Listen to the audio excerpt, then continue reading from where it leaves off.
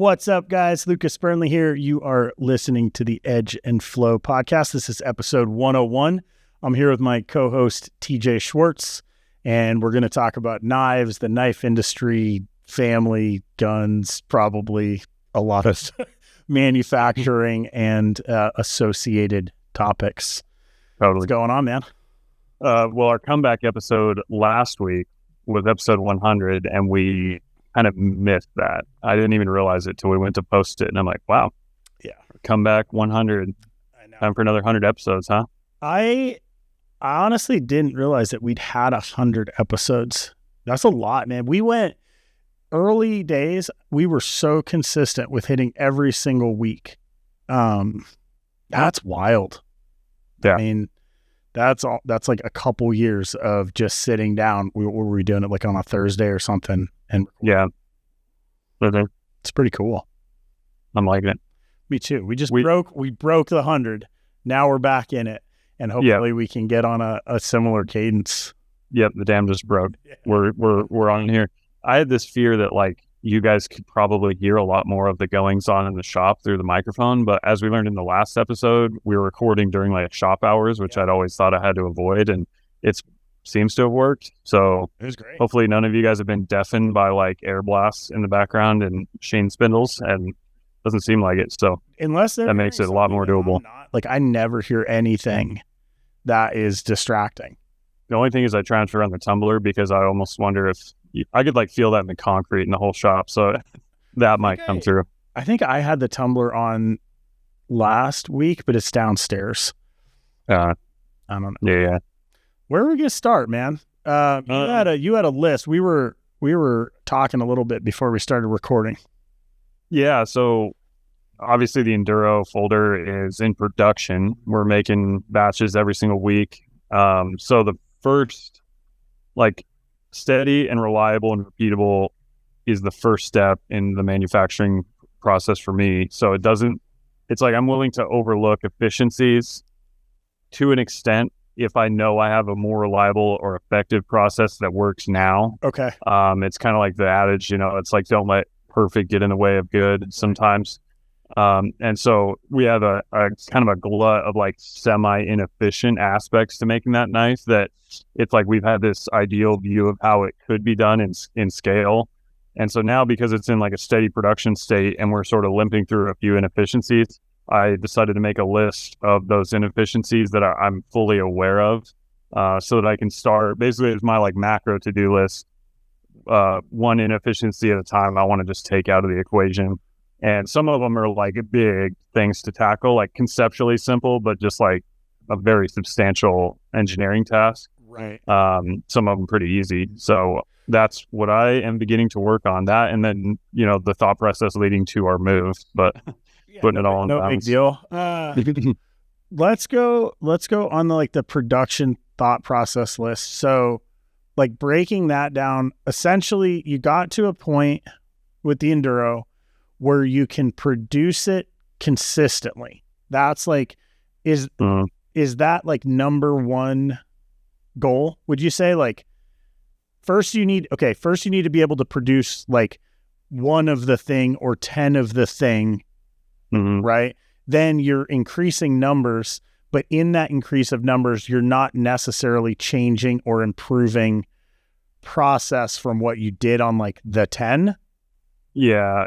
Well, there's like a minimum viable efficiency required to be quote unquote in production. And granted, our production scale is totally small compared to, like if you're Benchmade or Spyderco, like they would not compared to most custom makers. Right. Not, above custom scale, below like mass manufacturing scale. But like we want the minimum viable where, we're going to be bleeding some just cash flow from inefficiencies and, but we can like, it's not totally a not profitable product because of these inefficiency. It's just the ceiling that we can scale to is lower because of them, if that makes sense. So like an example would be, the liners that we have them laser cut. Okay. And there's this thing that doesn't really come up until you have to do a lot of them, which is a sheet will yield us like 200 liners, which is enough for 100 knives. Okay. And it's pretty easy to like we have a Tapmatic so that we can tap the holes for the clip. It's actually pretty quick. You can run through them pretty fast.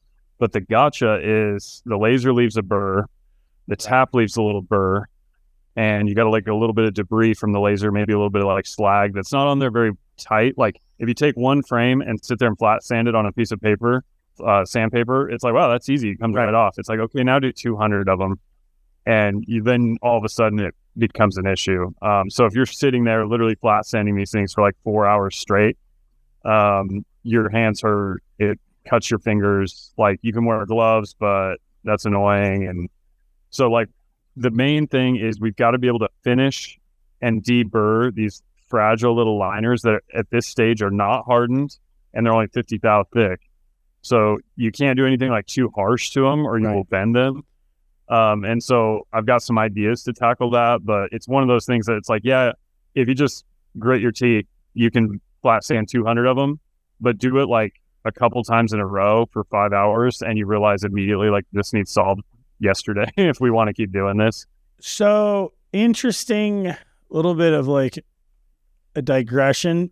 We're dealing with the same thing around a lot of my like artistic finishing processes, right? Which is, we were talking about this a little bit. So we're trying to increase efficiency around like some of the EDC products that we have so that I can like wrangle back time for more design and development. Right. Yeah. The thought process being that if we're able to like cash flow smoothly with product that we can really make consistently, drop consistently, and then get to a point where we have some time kind of like banked, even if it's weekly or monthly or whatever.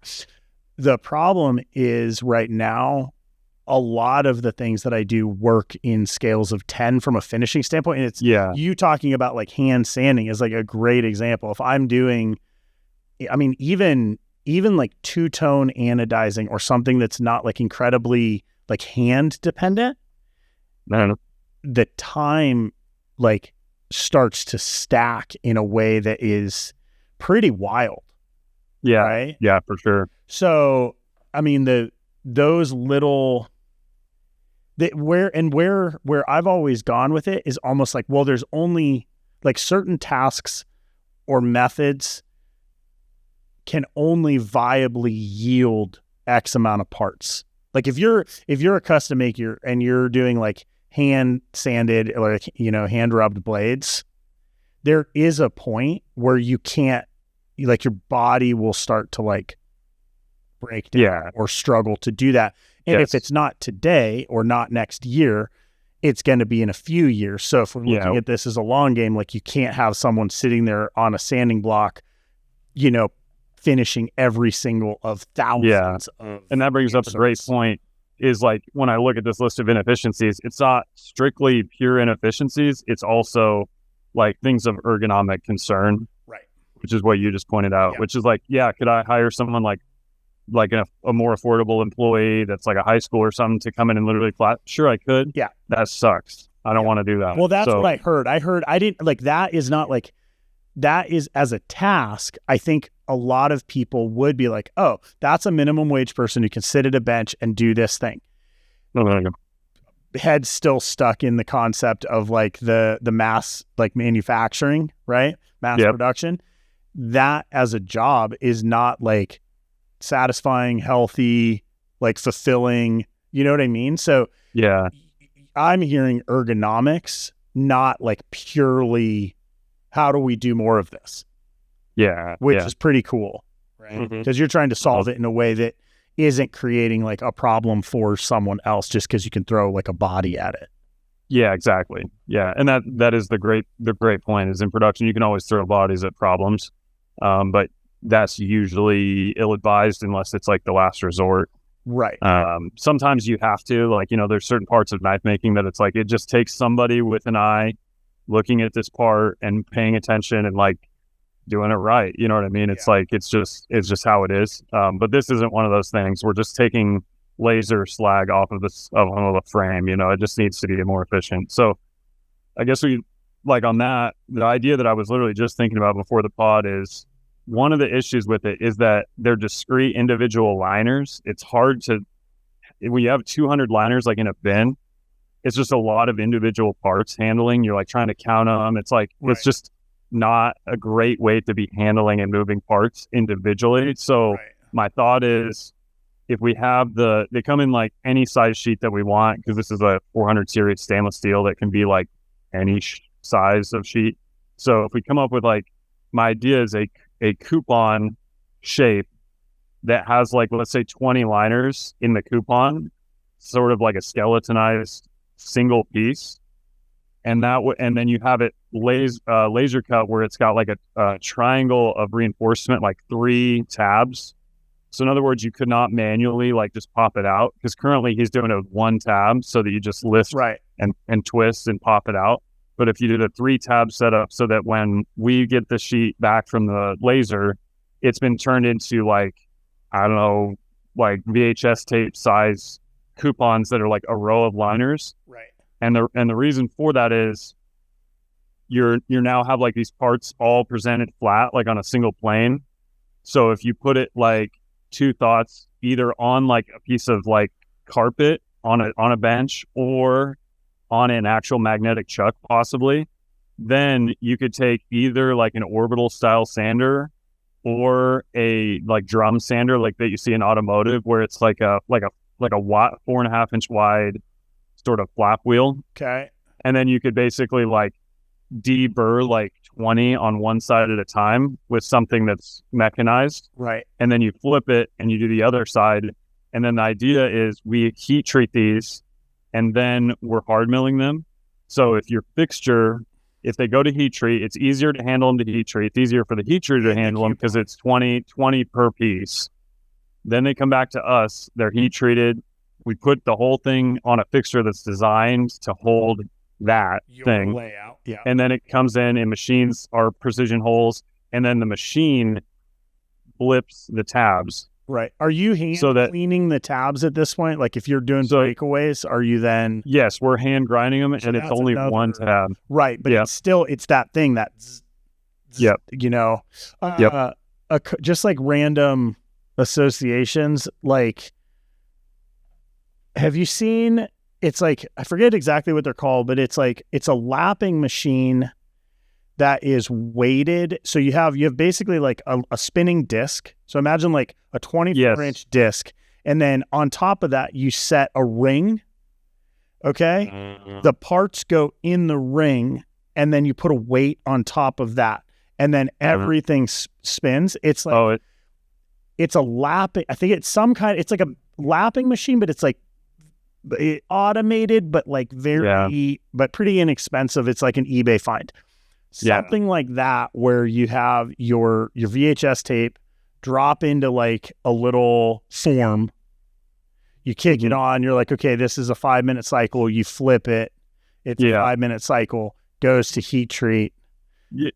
And I think you're 100% right. They have also, have you seen like the time, they call them a time saver? That's like the name of the brand, where like if you buy a grained finished piece of metal, like a time saver, right? Yeah, it's just a belt. It's a literal conveyor belt with like a drum, with like a Scotch Brite or whatever you put in there.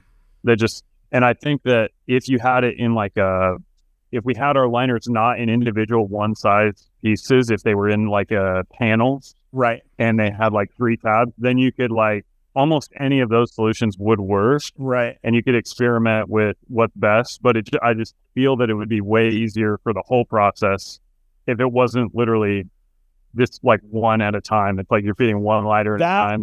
That makes perfect sense. I think that on multiple levels, and this is where I would struggle, right? Because like for me right now, the programming and fixturing side is so much more time dependent than things that I can do by hand, which is exactly the wrong way to think.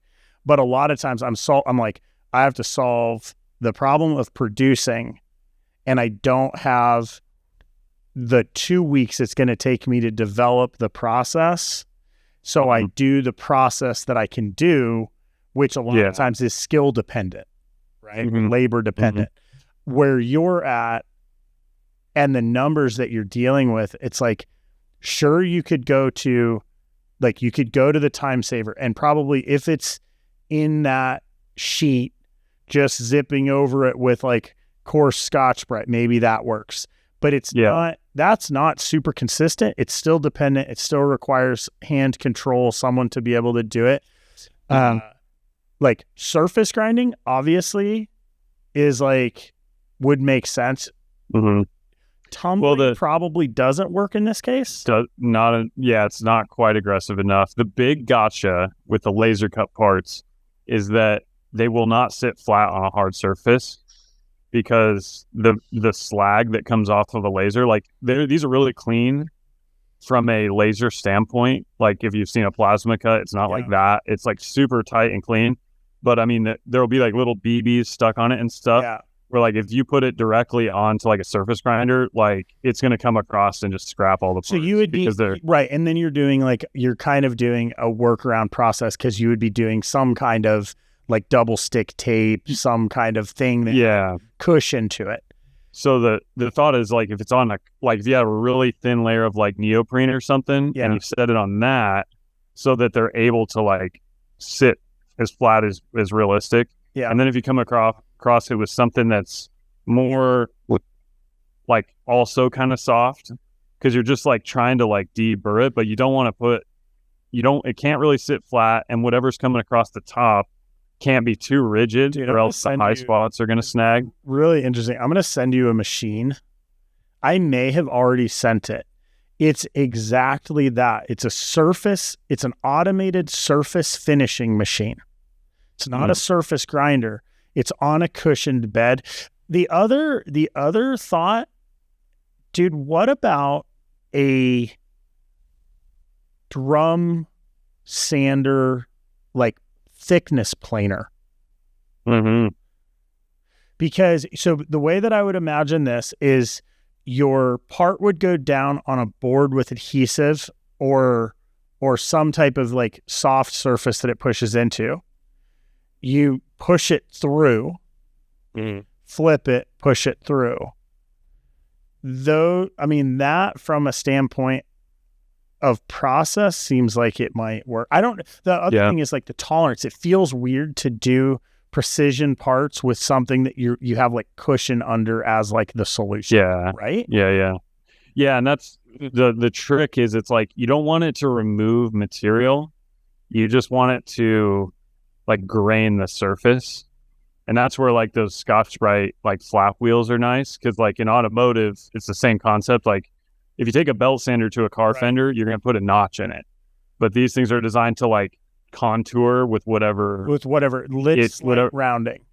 Yeah. So it's like you know what I'm talking about, where it's like a spindle with like flaps, so that it hits the surface, and then each flap sort of like hugs it, instead of it being like a hard wheel or a hard belt or whatever it is.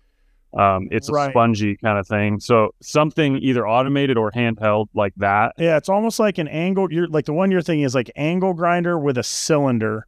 Yes. Cylinder runs along a surface. So like if you're a fabricator building a square tubing banister or something, you would use that to grain finish your tubing. Correct. Right. So that seems like, as long as that has, like, you can get a abrasive that is strong enough to truly remove the burrs, without that seems like that's like a stage 2 testing process that probably is super viable, because now you're finishing 20 at a time versus 1 at a time. Yep. And you're not doing it with, holding on to a tiny little part on a sanding block. Yeah. And the ergonomics of like, you put 20 frames on this, you set up a bench specifically for it. Yeah. You slap your little 20 frame coupon or whatever on there, and you just hit it real quick. Yeah. Hit it from 3 angles or something. Yeah. If I pay someone to do that, like, I don't feel bad about that. That's like, you could do to 200 frames, that'd be 10 coupons. Like, that's not a big and that actually starts to lean towards a certain type of employee, not a job that occupies an employee entirely. Like an employee who can do that also can do all the sandblasting, also can do the tumbling. Like you start to become like a finishing tech almost. Yep. Where you have ownership of these processes, but someone's not going to sit there. Just like when you're like, when you first get a job as like a welder and you're like cleaning up welds with a grinder, like I worked with guys that like, they were grinders. They stayed grinding for a long time and that was their job. Right. Mm-hmm. Most guys don't want to stay in that, that job. Right. But it's like a necessary task. For knife making, I think the way that you're looking at this basically alleviates that necessity, right? Mm-hmm. I don't know. I guess I've never gotten to the scale. I guess like thinking about a larger company, I could very easily see someone who like, you run a sandblaster because the flow of parts coming through sandblasting never stops. Yes. Yeah. Right. Well, the nuclear option for this, the ultimate solve is you have these things stamped or fine blanked. So they would run, there's types of machines that would run a coil of steel through and would literally just chunk. And then you have a one-sided burr on those parts because it's not a heat process. It's like a shearing process. Right. And then you can really just deburr, then you can do the more conventional like time saver methods of the deburr, because you don't have, like I said, on the laser part, you have like a burr on both sides, right, some slag and debris that makes it like unable to sit on a hard flat surface. But with a stamped part, it definitely can. So that's like the 10,000 foot view solve is you stamp the part. That's the Victorinox solution. Right? Mm-hmm. I like your time saver flap wheel, and I like the idea of some type of lapping machine that is passive and can hold 3 of those cassette, and takes 20 minutes or something and gives you really that, in a way, that seems like the one that suits you the best because it's like the most precise. Mm-hmm. It's like, oh, this is controllable, and it gives you like this consistent finish. One thing I will mention is Pat Pruitt does a lot of laser work on thin parts and finishes. And we've talked quite a bit about centrifugal tumblers. In a lot of the knife industry, we're more used to like vibratory or rotary tumblers. The centrifugal tumblers, that might be a solution because it is able to handle very small parts individually without them sticking together, and has a higher rate of material removal. Yeah. If you go look at his feed, you can kind of like look at like the tech feathers and stuff, and you'll kind of see like no, I'm familiar with this stuff. That I might have to reach out to him. Seems like he would be. He might and he's got like the engineering and like machinist background, so he might just have like a very solid thought on this. Yeah, no doubt. He's probably not. Yeah, that's interesting.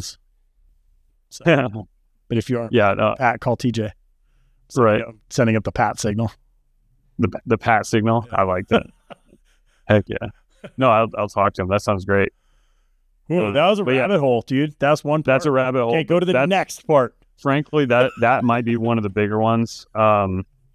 Here's a big one that's only going to be solvable with like a big purchase, which is so the X7 currently runs our Enduro scales. Okay. It does fantastic job. It's really fast. But the downside is that you can't keep the door shut very long, because with the work envelope that we have in the machine, you can get one set of scales off per cycle start, because we have a 3 op per side. So there's 3 sets or 6 individual scales in there. And with the size of the machine, you can't really do more than that.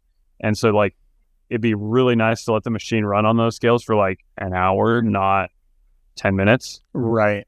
But the only way to solve that is really to just have a bigger machine. I'm starting that to doesn't seem like a see, problem to me. That seems like an opportunity to get a new machine, which is amazing. yeah, I can see the reason for a larger bed machine, like a larger just overall footprint and travel. How Or how large are you talking? I mean, are we talking just like I'm VF2? yeah, like VF2 size, because like the style, it's like the X7, it's like a 12 by 16, so you Okay. can get one Pearson pallet in there. Right. So whatever you can fit on a Pearson pallet, that's like one cycle start. On like a VF2, it's like you can fit like four, so you can like quadruple the cycle time. That's a Right. big deal when you're talking about like an operator running. The big thing is an operator running more than one machine. Right. If you have like a scale that takes 10 minutes and a bevel grind that takes 5 or 6 minutes, like that's hard to do, to keep them both running efficiently. You can do it, but it's like the one's waiting for you, then the other one's waiting for you, then the other one's waiting for you. You know what I mean? Whereas if you have like a 40-minute cycle time, it may wait for you a couple of minutes, but that's a couple minutes against 40 minutes of runtime versus every 10-minute cycle, it waits 4 minutes for you. Like you've lost 40% of the machine's usable time. I don't know how real machinists do this. And obviously, like if you're a machinist who has ownership of like a couple processes and those are quick turnaround parts, dude, it drives me nuts if I've got that like dueling banjo.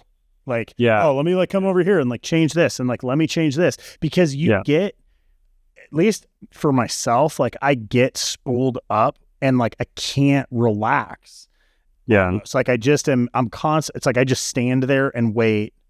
There's not enough time to like do something else that's valuable. Mm-hmm. That idea of like, if you can set it for an hour, you can go do something that is valuable for 45 minutes. Yes. And I think that applies to the scale. It just applies to everything we're doing on that knife in general is we need to extend the cycle times, but the only way to do that is either a robot or a bigger machine, because we can't put more parts in there. The only way to make it take longer is to slow it down, which defeats the purpose. Hear me out. Do a robot and a bigger machine. Yeah, there you go. For real though, do you stay with Sile? Dude, it's a tough question. Because the X9 makes total sense. It'd be very hard not to go with an X9. I don't know. Really? The thing is, I haven't really shopped machines in that size except for the one that we did buy, the X9. So it's like I'd have to look back into what's out there. I have like, I see two potentialities. Okay. One, you're like, screw it. I'm going to do a VF2 SS because like it's great and financing is great. Or you're just like, you jump ship completely and go super high end. Yeah. Where you're like, we're going Mazak or whatever. My gut is that I feel I would, generally speaking, this isn't a universal, but like a hard and fast thing. It's like I would either go Sile in general or like Brother. That's like, to me, that's how I look. So you would go, right. Is that because Haas is like middle ground? I mean, we're back into the like controversy land, and almost in a way, for sure. And it, this is there's so much opinion. This is like Ford versus Chevy versus Honda or whatever. I mean, this has more to it because like if you are a very good machinist and you've run a lot of machines and you are looking for certain specific elements around like speeds, finishes, or something where you're like, this part did not run well because of this. Yeah. I completely understand it. I don't have, at this point, like my skill set isn't utilized. Like if I got a kern, I'm not going to maximize what a kern can do. Yeah. My work isn't even going to maximize a kern. Yeah, totally. Right. Totally. Same. My general feeling with the experience I've had with machines is that the Sile, like, it will machine better parts than a Haas, in my opinion. Yeah. I think they are better machines from a material standpoint. Like, if you put the same fixture, if you run a part, you run a program, like I think they're better, more rigid, more smoother operating machines. Right. And it's like the Haas is probably between the Sile and like a Brother is like 2/3 of the way to a Brother. Right. So I do think a Brother is a better machine, most likely, than a Sile. So there's a considerable price increase over a Sile. It's like, what's the price? Like if you're going to look at that specifically around sizes, like if you're going to look at like an X9 Sile, do you know what the comparable Brother? Yeah, see, that's what I was talking about. Is I think a comparable Brother to an X9 would be a fortune because they don't Like really make like a lot. What, 160? Yeah, well, Something like that. I don't even know if they make them. They certainly do, but that'd be on the very biggest side of the machines that they make. Right. Because they don't make like Haas. It's like they have like VF13s or whatever that you put like a freaking turbine helicopter blade in or whatever. Right. You know what I mean? So it's like not quite apples to apples because with a Brother, you have to start thinking robot. I think if you do a Brother or a Fanuc Robo Drill, you could go the other way, which is you buy one of their small machines and an arm and a robot arm. Right. And the reason for that is you go to one-piece flow automation as opposed to large bed, more longer cycle time. Those are like the two paths.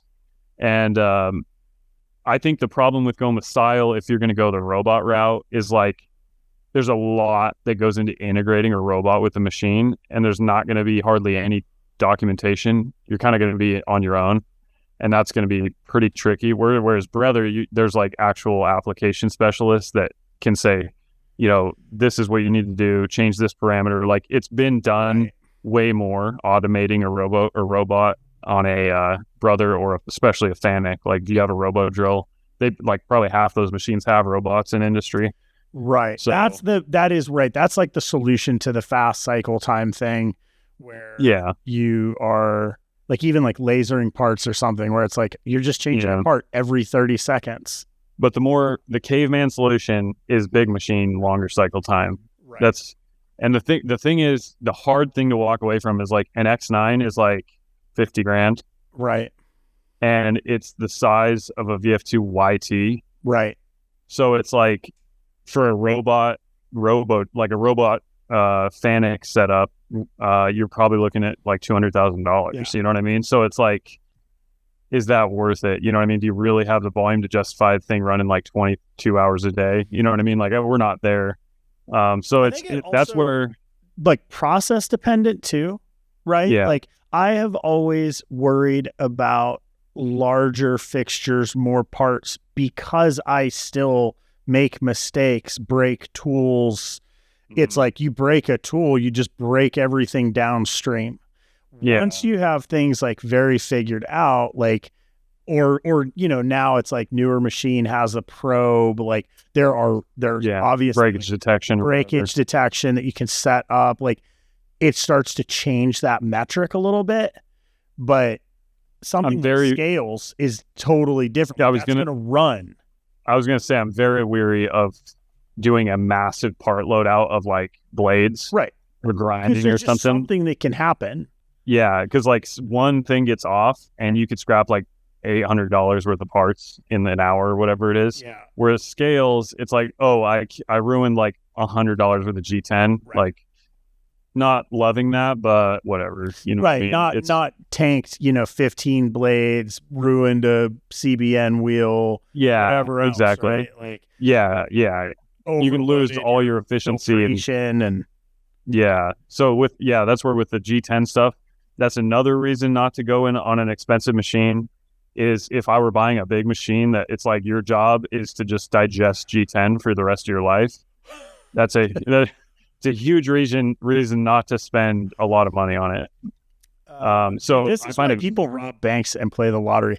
This is hard, dude. Yeah, basically, that's like this the concept and strategy and like even where you're running at now. I would say for a lot of small shops is almost like I think what people would have is like a reasonable like pinnacle in a weird way. If you want to be like a small shop, you want to have high output where you're at now is so efficient in comparison.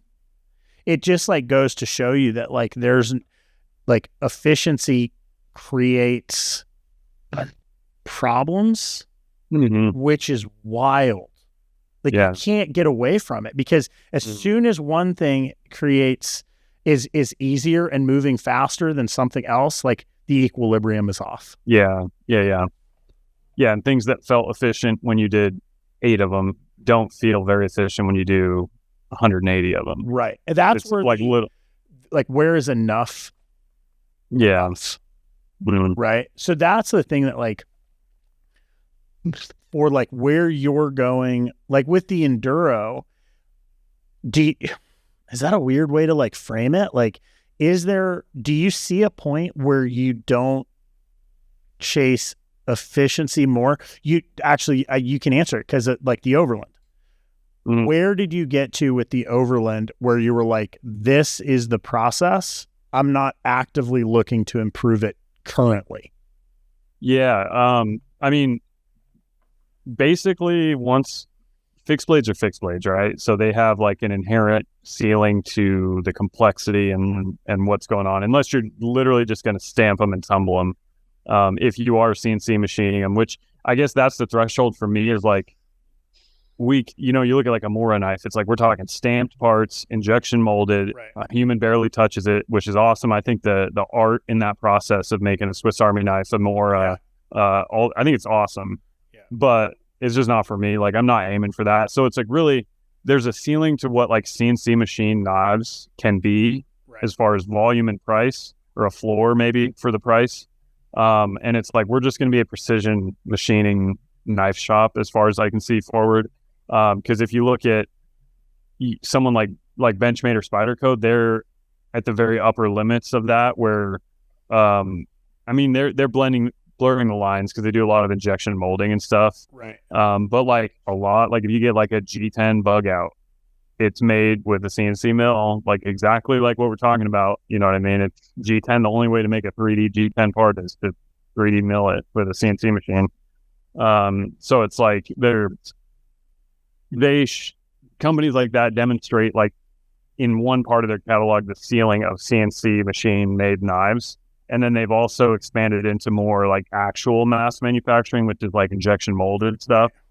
I mean, that's kind of interesting to me, the injection molded side and all that. But to me, it's CNC is more interesting. I don't know. Dude, I'm weird. Hard to say. I love it all. Hard to say. Part of me has always loved Mora actually is like a great example. I think like the artistry and interest in Mora comes from like the brand itself, the design language, like the ethos of the company, and then the accessibility to where like both my kids have Mora knives. Mm-hmm. Those knives are awesome, and they're going to create memories with those knives. Like that accessibility, I think, especially coming from like the like hyper competitive, like custom, like collector side of the market, is really intriguing to me. Mm-hmm. Like I've spent the majority of my career just like saying no, almost like I can't. Like I'm not taking orders. Like, no, I don't have the output to do this. Like, that's I would love to build you that knife. I don't have the time. And so brands like that, I just think it's really interesting, because like you look and you're like, they're sold in different venues, mm-hmm. right? They're received a different way, but like Mora does tactical knives. Yeah. It's just a different presentation. I think like, and it's at that size, like, or rather at our size, injection molding now is getting more approachable. Mm-hmm. But it's like one more like big thing, and then you really do have to be doing numbers. Like there's not very many people, I don't think, doing a small batch custom injection molded product. And not to say there's none, because there are a few. Mm-hmm.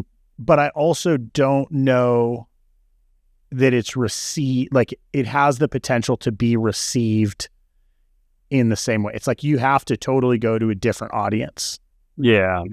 You know, they're not going to see the value, and like it's still going to be probably expensive. Mm-hmm.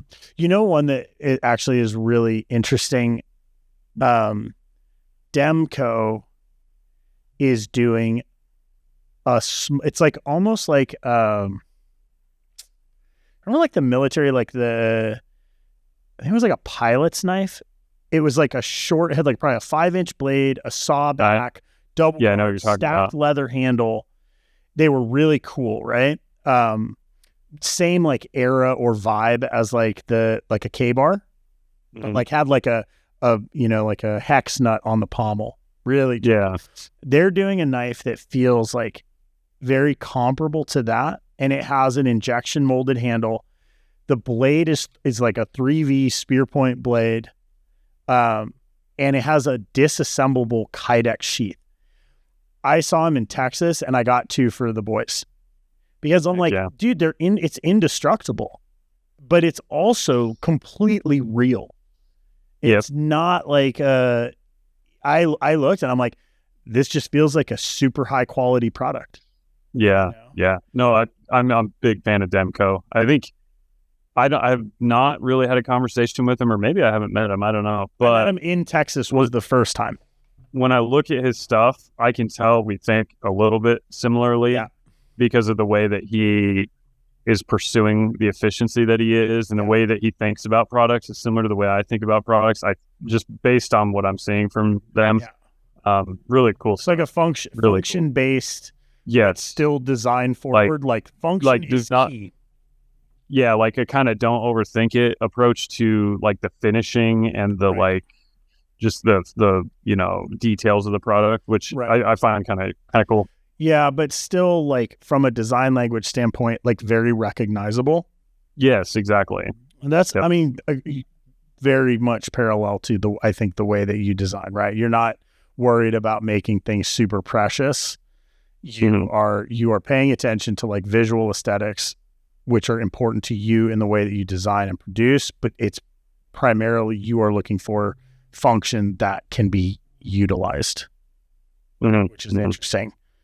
I mean, it makes sense, but it almost leads to like a more production minded process.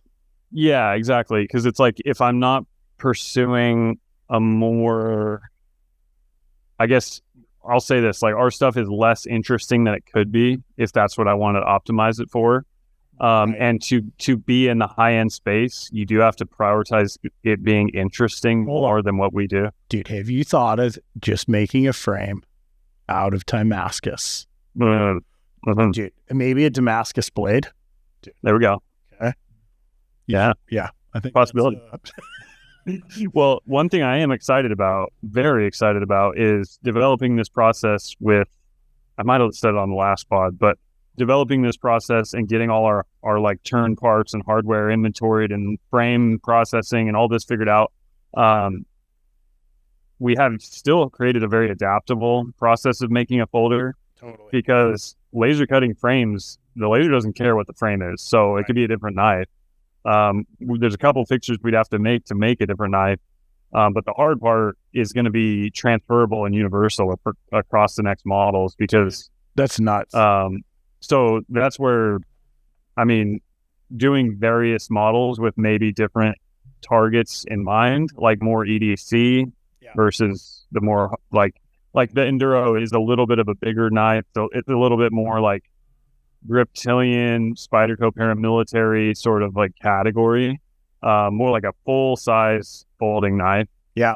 Versus, something more EDC route, something slimmer, something lighter, something shorter, whatever.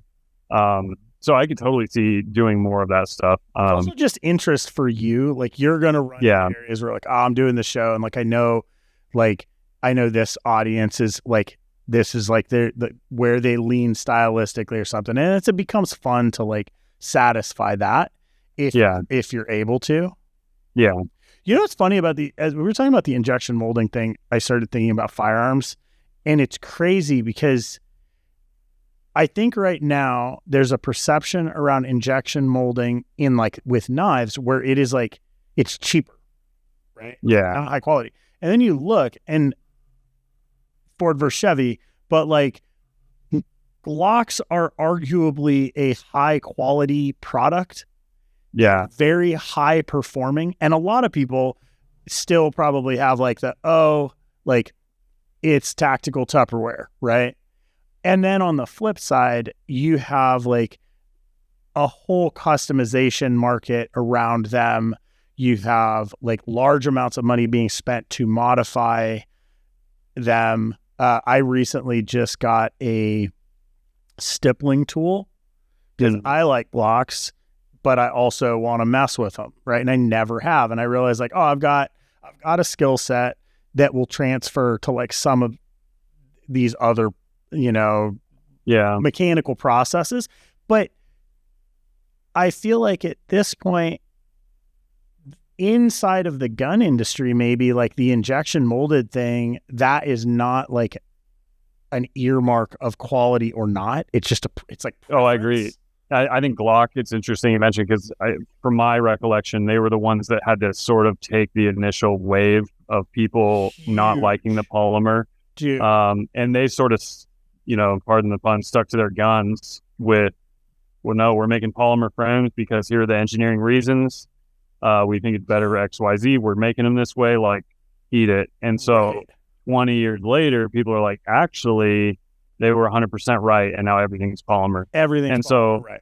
Yeah, and because like you made the point, it's any adoption of a technology like that, it is a cheaper process, obviously, than making a steel frame. Right. And so people, oftentimes the first company to do it, they're doing it overall in a cheap gun or a cheap product. Right. Because the aim in that product is to go cheaper in general. Right. And so people associate it with like, oh, that's a affordable, like cheaper way to do it. It's like, yeah, but what if someone who cares only about performance and the actual attributes of the glass reinforced nylon being lighter and more stiff than whatever aluminum or whatever it is. It's like, and they do use it for its engineering purpose in a high-end product. Right. You can like shift the whole conversation by doing that. And it's kind of like, it reminds me like the electric vehicle adoption. It's like the first electric vehicles, everyone looked at them as like, nobody's going to want that. Right. Because you cared so much about efficiency that it's not even like a normal car anymore.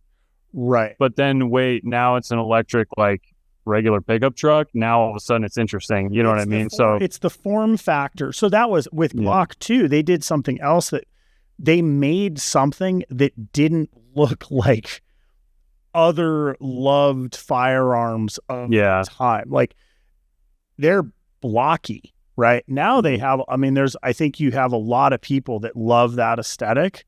I am one of those people, right?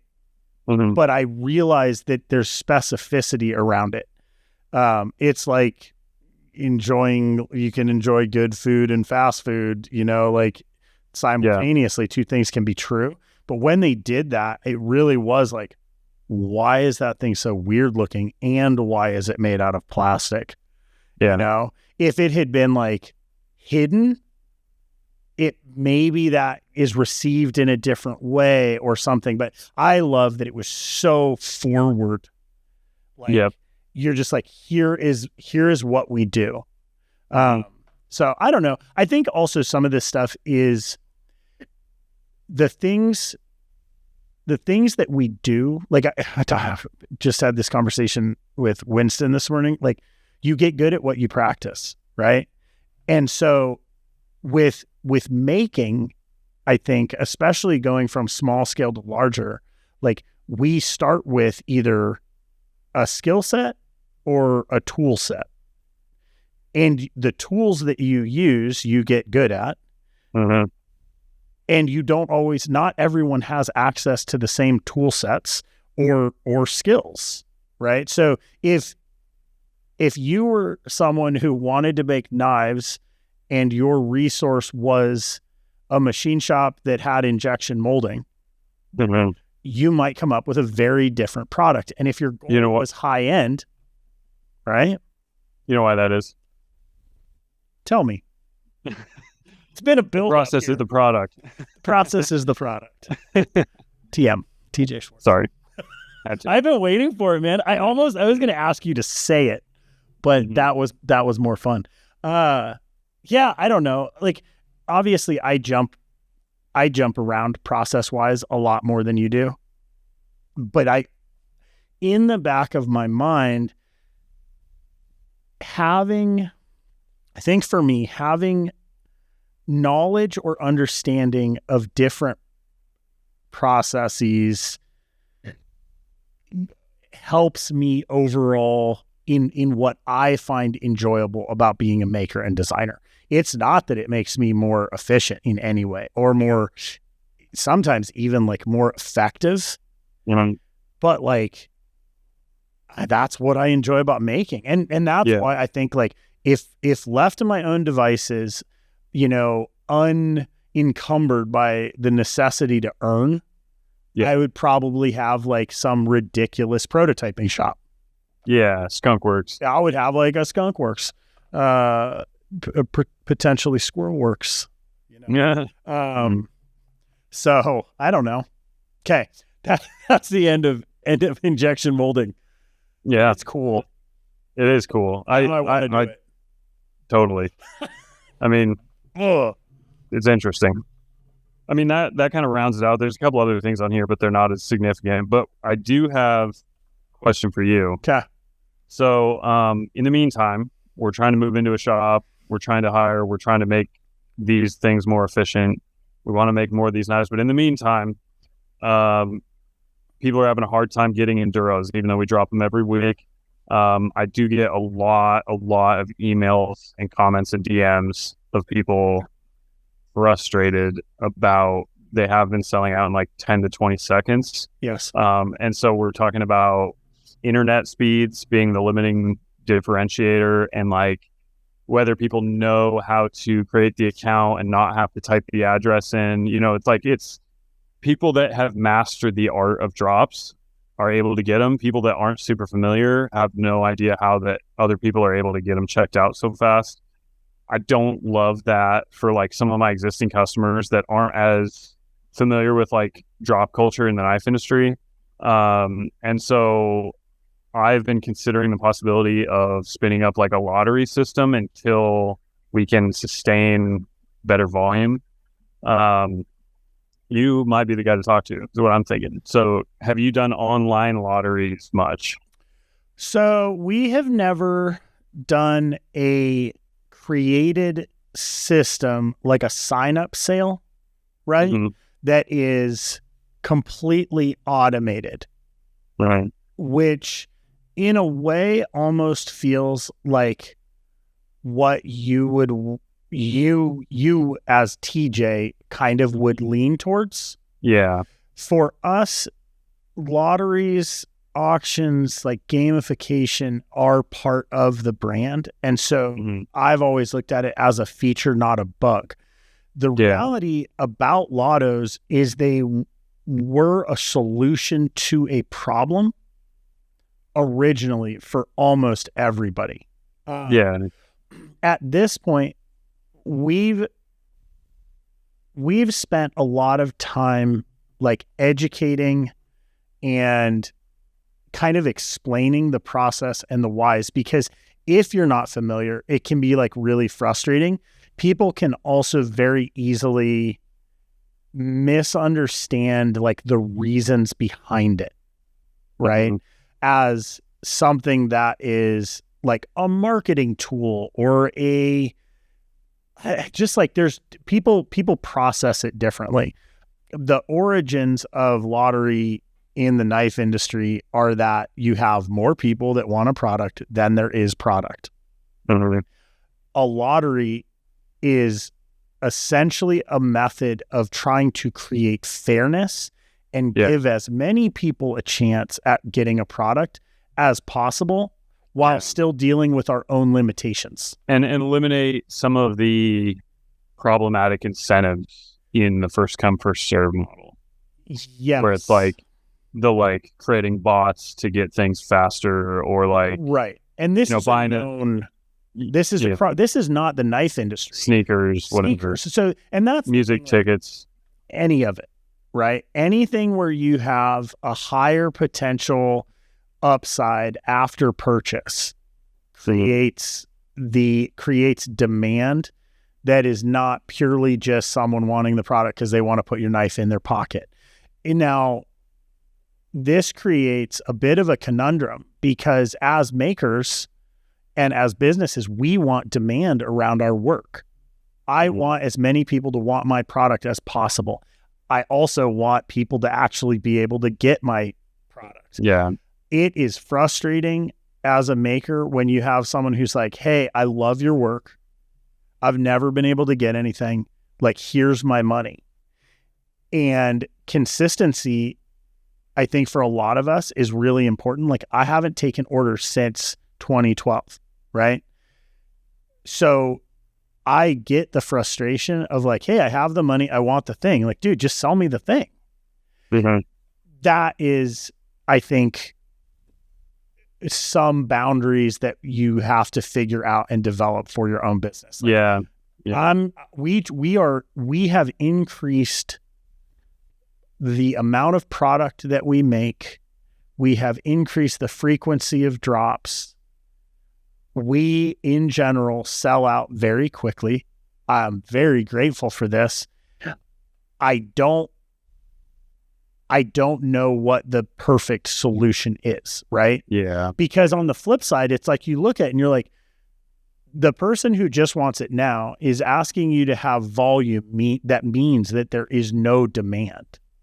Yeah. We're not in that position. Like, we have demand around our work. If you were to put 10,000 Enduros on your site, everybody could get one. And then you would have a lot that probably sat. Yep. This doesn't make sense from a business standpoint. Like, we don't have the bandwidth to be able to sit on, 5 years worth of inventory because someone wants to receive it now. Yeah. Yeah. So this is where like, I think if I was in your position now, I would have a very clear line of communication around drops. And just, the thing is, at a point, all you can do is be transparent, right? Mm. Like, we drop once a week. We drop every other week. Like, we're increasing. Like, that's great. But if you said, dude, all I want to make is I want to make 25 Enduros a week. That's all I'm going to make, because I also want to be able to make these other products. So for us, that is, that's Sci-Pops. If all I did was make Sci-Pops, we never would have been able to start doing the Suba, right? Yeah. Or the Poly, or these other things that I'm interested in that are satisfying to me as a maker. So the lottery, I think, is a very good method of dealing with that demand. It still doesn't make everybody happy. It will, in fact, make some people more angry. Yeah. Yeah. You can't control that.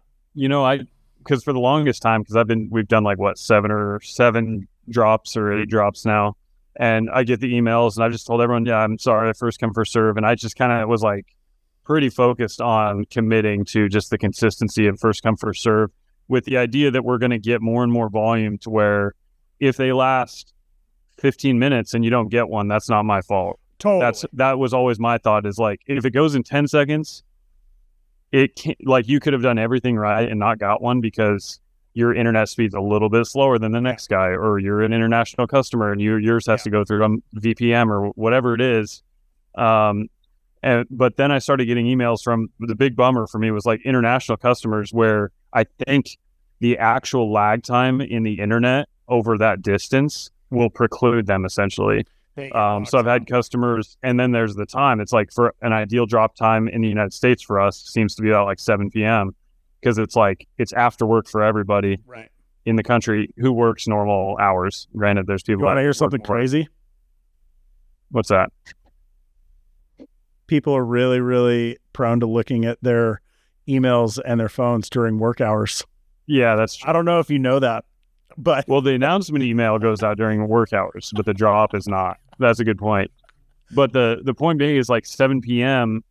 Like, I've had customers reach out from Saudi Arabia who were like, I got up at 3 a.m. 4 weeks in a row, and it never even said in stock, because by the time their internet gets the message that this has been in stock, they're not there anymore.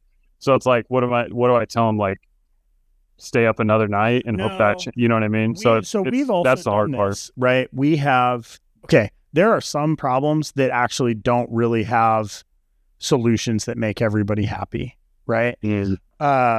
We've done drops in the middle of the night. We've done all these things.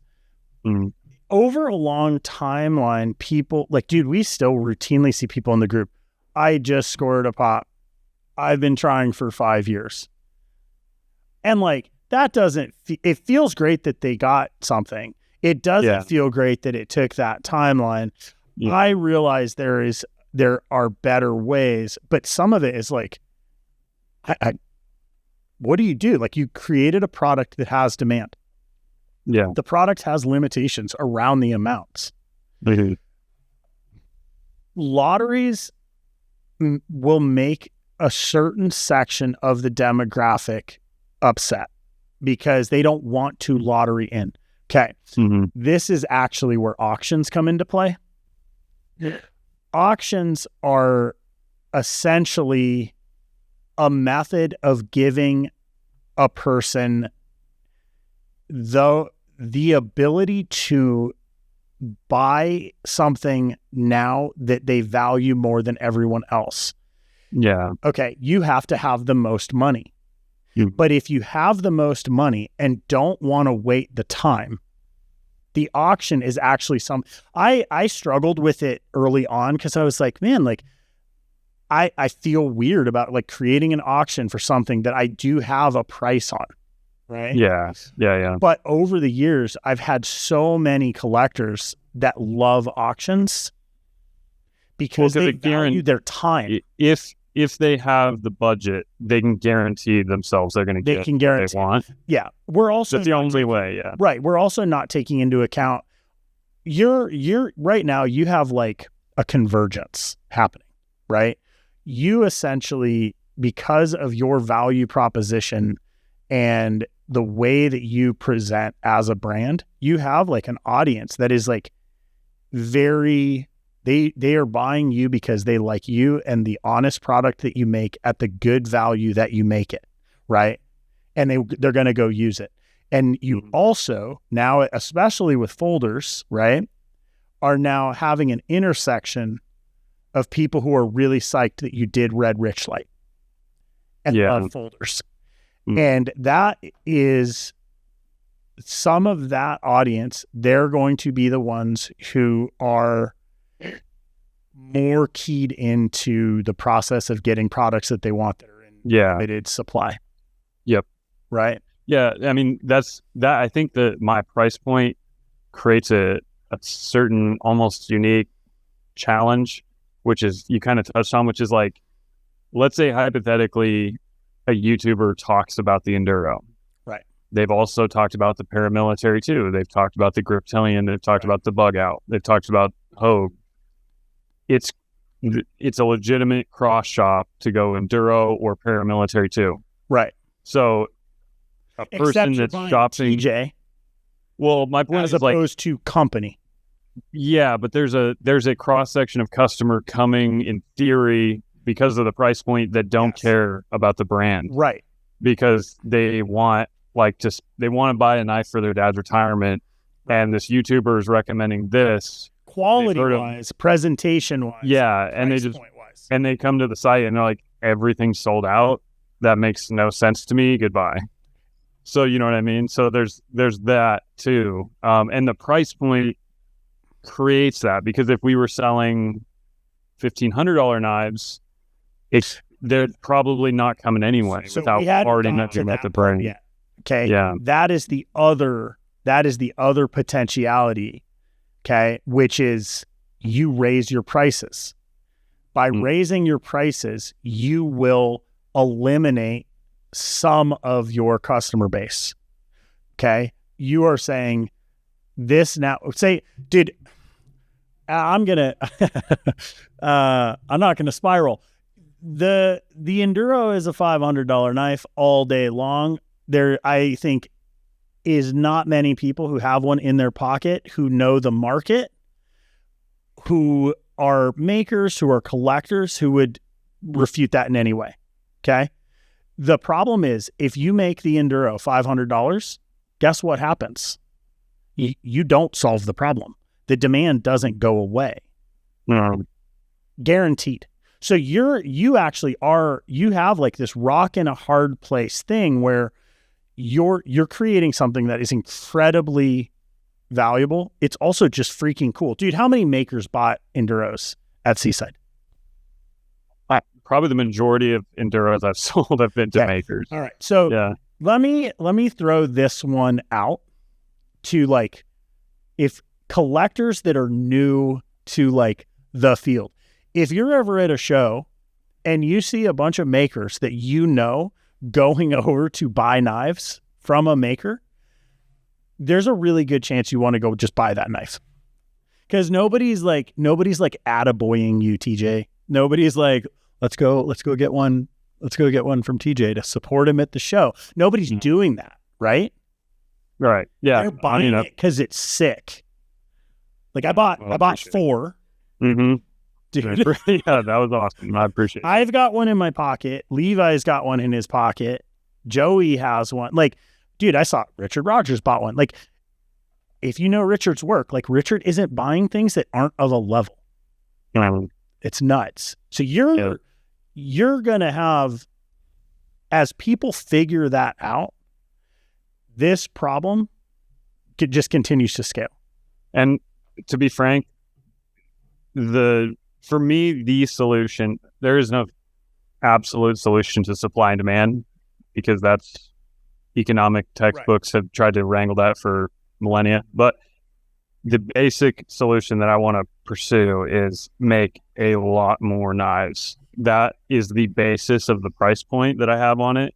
It's the basis of like our, I guess, 2-3 year plan looking forward, is like we just like 5x our output over the next 6 months. You know what I mean?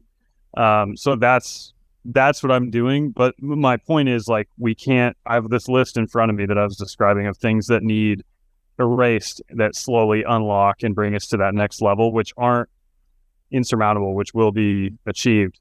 But in the meantime, I get 30 angry emails every Monday morning. Okay, you know what I mean? So let's do this. Let's look at, from a lottery standpoint, let's basically do like a triage. Okay. I think if you went in order of, kind of like in order of priority, where you have like a couple options, right? This is also just tied into brand stuff. So like, one, you have the Facebook group. Yeah. Okay? Facebook group arguably is people who are following you because they like you and support you and want to be part of the community. So like, one thing you could do out of the gate is start satisfying that community by posting lotteries whatever in there, right? Or also, we do dedicated drops where it's only announced in the Facebook group. Yeah. So this doesn't really solve like the person who wanders in and wants the thing, but it does solve a person who is a true believer is getting out, who's in Europe or Asia or something like that, and like they're on a different timeline, and you ran a 24-hour lottery and hit at everyone, so everyone gets a chance. Okay. Yeah. So it's like pressure release. You can't probably fix it all at once. That also does something which it lets you start to develop your lottery process and see what feels like good and authentic to you. Yeah. Right. The auction thing, I don't think at this point I don't think it solves any problem. I think it would give you a reason, like if you wanted to build something funky or mess around or like, do a one-off. Basically, I'd have to differentiate it majorly, which I actually argue against that. And here's why. For years, every auction knife was like the highest end thing anybody could build. Yeah. Okay? What that does is it gives people who like that aesthetic the chance to get a knife, who have the money and who like that aesthetic. I started alternating where it's not always the craziest thing. Like, dude, you can auction a stonewashed knife, and someone is going to be really psyched that they can buy that stonewash knife and don't have competition from the guys who want all the mokutai and crazy work. Yeah. And again, it's just, all it is trying to create some alternate pathways into product and more opportunities, more fairness. Yeah. I like that as a philosophy. The only difficulty I have with it is like,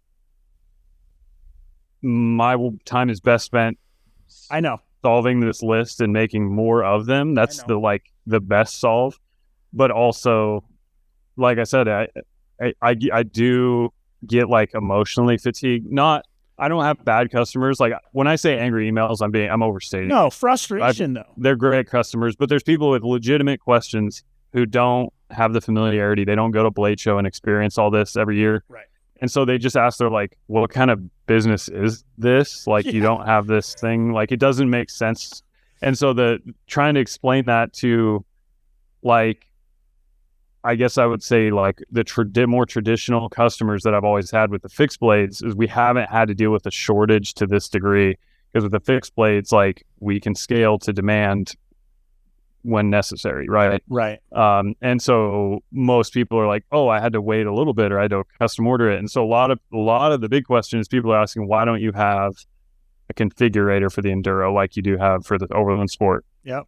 And I have to, explain, it's like, if I just leave it wide open, that's a lot of promises happening that I have to be comfortable with. You know what I mean? Yeah. So I actually love that I have to explain what my business is. Yeah. Because to a casual observer or someone who walks in, they don't necessarily understand. I can see it. It's really interesting. Like a while back, we hosted like, we have a metalworking guild here that's really cool, and they do like a monthly like shop meetup, and we hosted one here, and I could sense that like some of the people there, like looking around, like didn't understand like what I did as a business. And these are craftspeople. Like they can see I have a jewelry bench, but I'm obviously not like a jeweler. And there's guys that do metalworking, but I'm like, where's the metal work that's happening? And for me personally, I'm okay with that, because I know what I do and I know what I'm trying to build. And that, I think, is something you have to balance against like other people's expectations. Like people are going to expect things from you as a maker and as a business. That doesn't necessarily mean those are the best things for you. Yeah, right. That's 100% valid. Yeah, I mean, and that's something I think a lot about, is like, there's the conventional way to do things, but conventions change, and who cares also? Who cares? Yeah. So you do it your way. You explain. I mean, as long as it's fundamentally sound and not like criminal, you know what I mean? As long as you're doing ethical things. Dude, if you could make one knife a year and provide for your family, that's your business. Yeah. Okay. I'm sorry, I don't have more than one knife. Yeah. I choose to make one knife. And this is the thing where it's like, it's choice. Now, on the flip side, you have our customers choose to support us or not support us. I'm 24 or 25 years in. I have an amazing customer base. I have a lot of collectors that I've spent time with. I know there's frustrations around elements of our business. There's people that want things to be different. A lot of the times it's me being frustrated, but I also know that I have tried to foster an environment where things are as fair, as approachable, as communicated as possible. And like on the flip side too, like I feel a sense of obligation to people who have purchased my work. Right. And so I also try to plan and care for work that is already existing. Yeah. That's a collector brand mentality. You hit it right on the head. And it's also what you mentioned earlier about the collision, which is that I have, I've always said that like fixed blade customers are a little bit of a different crowd, and they don't have quite the I mean, a lot of them collectors for sure, but like a lot of them are like hunters and bushcrafter type collectors. Right. They're collecting gear, Right. not knives. Right. And so seeing them collide with the Blade Show type buyer, that's the collision that we're seeing. And that's what you just said, which is like, I feel this, it's almost like I want to talk to the Blade Show newcomers looking for folders separately from like the existing customers almost, and be like, look, things are going to be changing around here. Like, because it's a folder, there's this new crowd here. Like, I know it's kind of awkward for a little bit. That's what it feels like. Literally do that. Write that as a newsletter, because what you do if you do that is you're teaching an audience that isn't actually familiar with a huge part of like our culture as makers. And you ride a line. You're in both. You're familiar with both. That explanation, that is the teaching process that probably needs to happen. Like, one email goes out and be like, hey guys, like, here's some of what's happening. Post a picture of a big line lottery at Blade and be like, this is what makers deal with in Atlanta when they have a product that's in demand. These guys got in line on Tuesday. Yeah. Because it starts to give it a different context. And then figure out lotteries. I think the easy things for you to do at this point would be, at this point, I don't know if there is a specific, like, a lottery plugin. I think there are. They'd been early on, like, I would say, like, early, mid 2000s, like 2010. There were probably people that were coding, like, lottery plugins. Okay. At this point, like, dude, maybe you can have, like, Gemini do it. Yeah. I was going to say that automation's pretty key. And mainly because it's like, I can do a random number generator in a spreadsheet, and that's not hard, but it's like collecting payment every week for that. It's not that I'm worried about people not paying. It's just like the logistics of like, okay, there's 50 people that I need to make sure paid before I ship. Yeah. And it's like, how do I logistically like have a bunch of check boxes, have a big spread, and then all of a sudden, okay, now we did another drop, do it again. It's like, now you still have stragglers from last week. So it's like, I got to if I'm going to do a lottery, I think the payment almost has to be integrated somehow. Like, it has to be that in signing up, there's some authentication, or there's something that would automatically trigger. Well, I've almost thought, what if it was a $1 entry and it could be refunded if you don't, but it authenticates the card and like does the pre-transaction or whatever. I don't know. I'm trying to think how to something like that. So our current process is, people, like, we started using QR codes at a show, right? Which I have a love-hate with, because I kind of like the pomp and circumstance and like spectacle of a lottery. Yeah. But then I also really want to be like considerate to other tables and like, have something that's efficient. But QR code, the names go in, random number generator, we pick names. There's definitely some ways to like automate that. My thought is almost like you could have private links to a product, right? Yeah. Or something like that where you send out, but there's no version where it doesn't create more work. And this is the thing that not everybody recognizes. So the easiest version, I always use Blade Show actually as an example. It's like, there is a huge part of me that just wants to show up to Blade Show and sell all of my knives in my room on Thursday night and be done, because that's where the money is. And there's enough years of doing shows where I sat at my table hoping to sell something that's never going to go away. The fact that we do multiple lotteries and auctions and all this stuff is not for us, right? It takes work. So I think at this point, maybe there might be a lottery product plugin. I'm curious now. I'll look into this as well. Yeah. But I do think that if you can't sort that out, I think just starting to satisfy the Facebook group, because the reality is I think you want to prioritize people who are like in your like true believer community, as opposed to the person who wanders in because of something they saw on YouTube and wants it for good value. Yeah. If you do 10 knives in your group, that satisfies 10 people who really wanted that. One other thought I had was the website I use does have a pre-order plugin where you can do like a reduced quantity or a reduced price for the pre-order. I did it on the Confidant years ago, where I had like, I'll take like $50 for the pre-order so that I have like serious customers doing the pre-order, but I'm not on the hook for like, I don't have all the money for the knife. And the reason I'm mentioning this is like, what if I took like, let's say a month worth of quantity that I'm about to build for the drops and did for this 1 month, we're going to do a pre-order and then we're going to fill X amount of orders for the month. And because the quantity of the pre-order is a month, not a week worth of volume, then I would assume we're talking minutes, not seconds at that point. You know what I mean? To where anybody like who's really motivated is going to be able to pre-order. We get that month, we fulfill those orders, then we're back to the drops. You have to figure out your comfort level with the number of complaints, because dude, if it sells out in 3 minutes or 5 minutes or 10 minutes, someone's going to complain. Yeah. Someone's going to not get it. That's just the way it works. Like, yeah, dude, we've had grown men like cry in a line.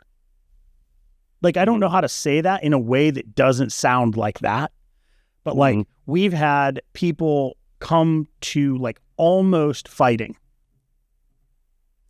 because of the amount of like passion and nerves and energy and frustration around this stuff. And so there is a point where like you can't change the way that people interact with the things that they want. Yeah.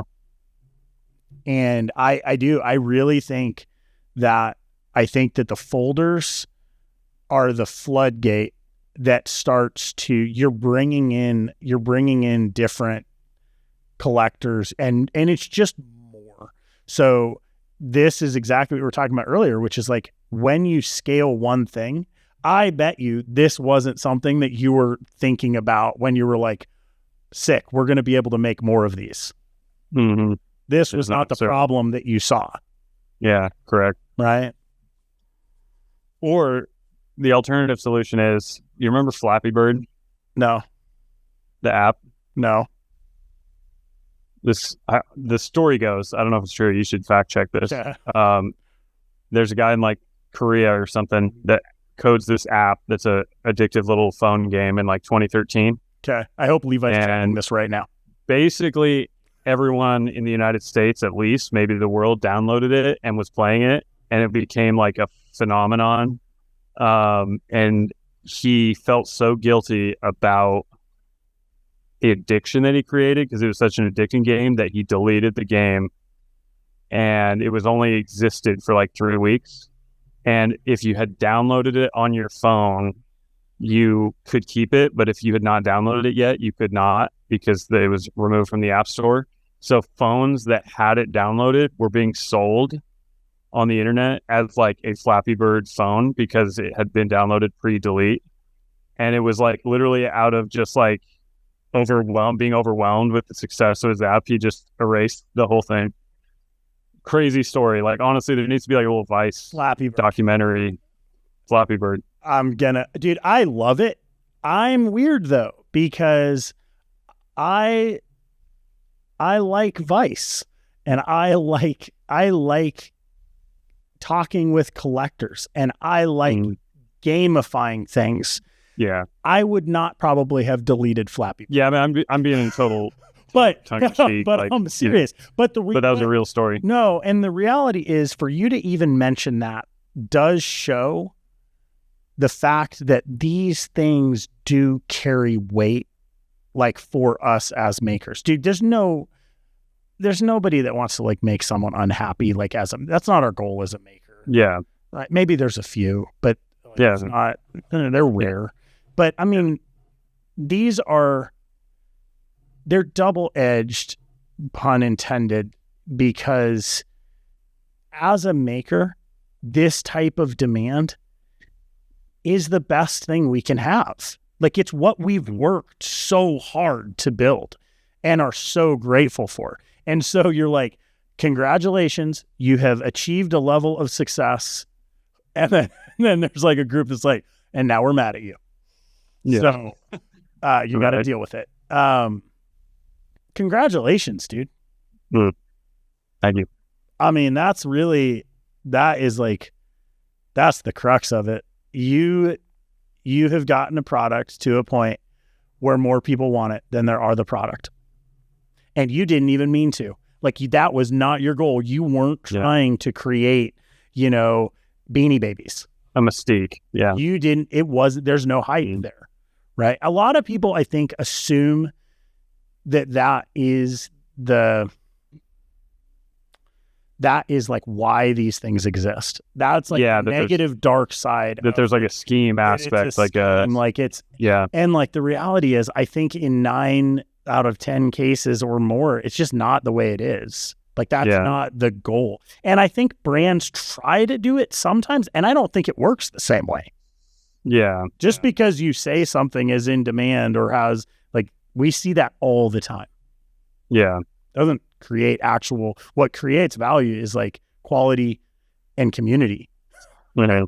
So do some lottos, dude. Heck yeah. I plan to. I plan to fully investigate it. If I can find a way that works, I will do it.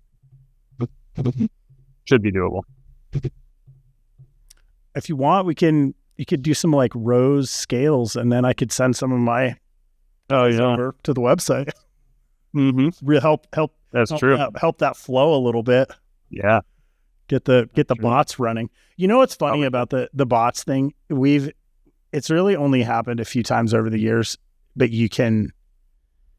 it's crazy because there are like, they got like people that really know the systems and the websites. Like, you see there's a lot going on behind the scenes.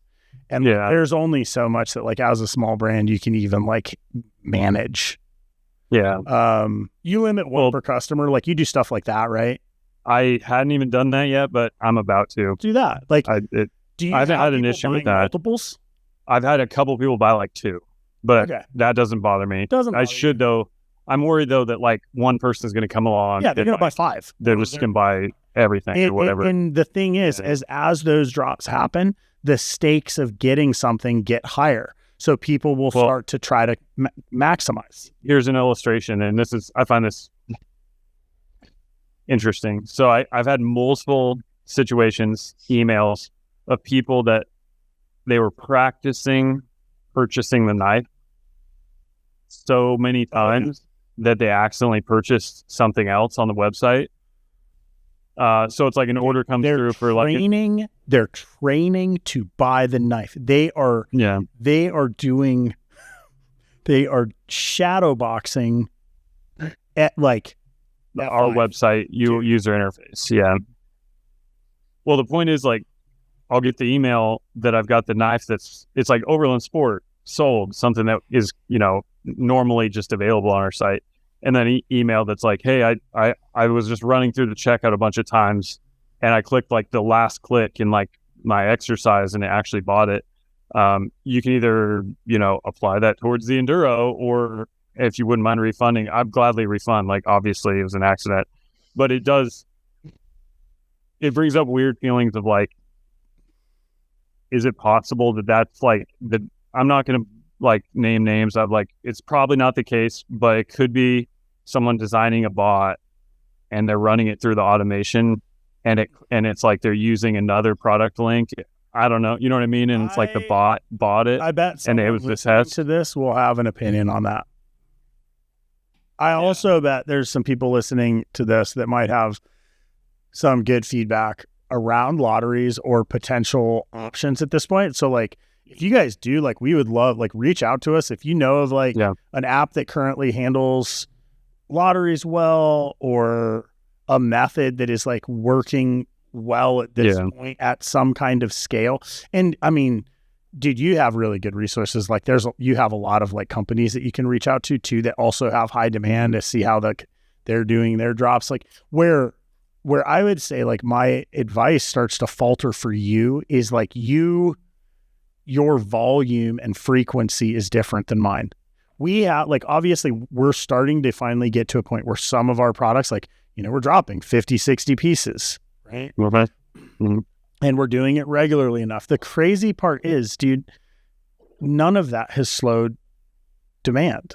Like, we did it because we were trying to satisfy more. Our drop times haven't changed. What's changed is we now average like 4 to 5 new names. Levi is pointing up more than that per drop, where for multiple years, I didn't ever see a new name on a drop. So this is like the weird event, or like, I don't know how to like phrase this eloquently, but like, I think for most people, you look and you're like, if you make more, it either satisfies demand or saturates. Yeah. I think what we've seen the most is if you make more, the demand increases, because no one is able or does the jump from where demand is to saturation. Yeah. We don't have the ability production wise. So it becomes organic, but increasing the number and the output and the frequency and the consistency organically actually just brings more people into the brand, which in turn increases the demand. Like, our newsletter's grown since we've made more product. Our drops happen the same speed, but there's more people. Like, what? This is a wave front. It's a wave front. Where is the failure? That's the thing that, like, I think a lot of you, like, you look and you're like, man, people are frustrated. And you're like, yeah, but what didn't work correctly? Mm-hmm. We used to have a WordPress website, and it got to the point where every drop we had crashed the website. Yeah. We started calling them crash lotteries, because you could sit there and F5 until the website went back on, and then you would get product, but we couldn't control it. We couldn't stop WordPress from crashing. It's crazy. It is. Weird stuff. Dude, it's good. It's new to me. I mean, we've had fixed blades where people are excited about, but we all know, like, with the folder thing, it's just a whole different ball game. So different feeling. I really like the idea of you sending out an email, because that's like the place where we get to be grateful. And like, dude, I am nervous before every single drop we do. Same. I am nervous. Like, I am nervous like before shows. I literally have a feeling they're not going to sell out. Like, the last 7 sold out in 10 seconds. And I'm like, nobody's going to, like, 0 people are going to buy any of these. That's like the feeling that I have. Every single. It's so weird. And like, the gratitude that I feel and the relief that I feel after a drop works is so like energizing and like consistent. I mean, dude, again, 24 years, like, I still get psyched when a drop works. So that's like the thing that I think needs to be conveyed is it's just like, hey, like, we're grateful that you guys want our product. We're sorry that we can't make all of you like whole right now. We will get everybody product. If you get bored of waiting, or you don't want to support us, like, we understand. Like, I understand when people get frustrated and don't want to like interact with us as a brand. Yeah. I'm just doubly grateful when people like stick it out and are psyched when they get something. That's all you can do. Love it. That's it. TJ lottery coming soon. That was a good one. That's a good one. Are we tapped? I think we're good. Shoot. I mean, my gears are turning so much. It's like now I need to research. It's like I want to like pull up on my other monitor here, like lottery systems and belt sanding systems. And so now, right now, Levi can't hear you. He can only hear me. This is the downstream. This is like the BTS guys. Like, so we're upgrading our podcast process, and we will have Levi producing. So pretty soon, Levi will be able to hear you, and we'll be able to real time like fact check and or look up things. Yeah. Potentially put things up on the screen for us. Potentially, yeah. Which is going to be that way the Flappy Bird reference doesn't just Flappy Bird get missed. Would have been great. Yeah, I was like, dude, are you looking this up? And I realized he can't hear me. Yeah. So yeah, we got that. We're 2 weeks in a row. It's feeling good. And what else, dude? That's it. Shoot. Call it. It's good. It's good for now. Okay. Guys, thank you for listening. Leave us a like, a review. That helps like push the pod in a huge way. Love getting emails. If there's anything that we talked about today that you have like an opinion on, advice on, feedback, we would love to hear it. Drop us a comment or an email or whatever. Yeah. Appreciate you guys. Thanks for listening. Thanks.